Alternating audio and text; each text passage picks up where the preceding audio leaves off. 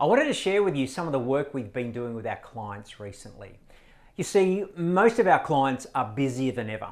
There's been a funnel of all the work that's been put off over the last 6 to 12 months in various regions around Australia and New Zealand. They're coming out of those restrictions, those lockdowns. They've had some hiccups and false starts in 2022 with themselves or some of their team or all of their team getting COVID or being associated with that. And so we're coming to the pointy end where everyone's wanting to get things done now.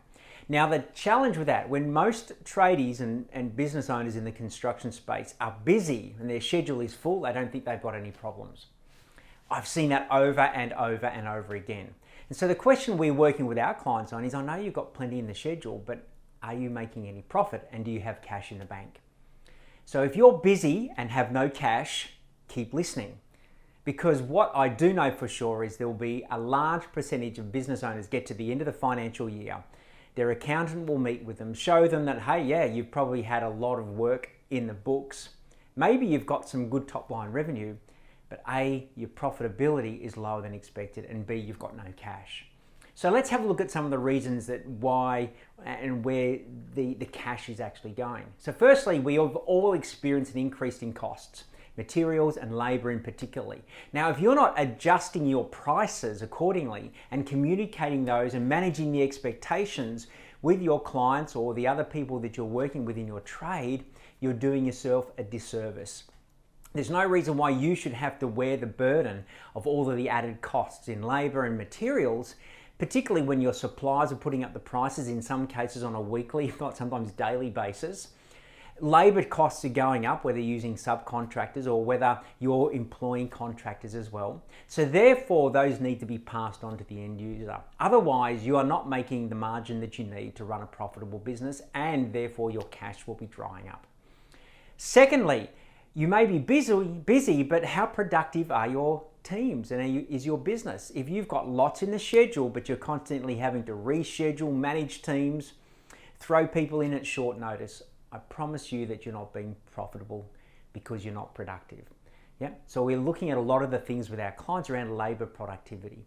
I mean, how efficient are the teams actually in accomplishing the work that needs to be done? What's the capacity? How much of that work is actually chargeable to the customer or to the end user? So if you don't have a way to track that, what can happen is it can appear really busy, but not as much of the effective work is being done. Often you may need to slow down, relook at your schedule, communicate effectively, be more productive, and therefore be more profitable. And the last thing that we're looking at and is helping our clients understand is how are they actually tracking some of these measurements? So we work with our clients closely on creating a scorecard or a dashboard. And what that does is not only gives them indication of what has happened in their business, primarily from a financial perspective, income, gross profit, net profit, how many jobs do they complete, their average job value, but what's coming up in the pipeline. And these are often the non-financial metrics that we ask our clients to share us, like how much work is in the pipeline, what is the current team structure, how effective and productive are the team being. Now, we do know at some stage there's going to be a leveling out of the market. So what's going to happen to the amount of work you have in your pipeline? What are you doing to continue to nurture and build those relationships for future work? So all in all, it's about sitting down, understanding what are the metrics that drive your business's success and making sure you have some way, shape or form of putting a scorecard or a dashboard to be able to draw that data in to help you make better decisions. So there are three of the things that we're working with our clients closely on right now.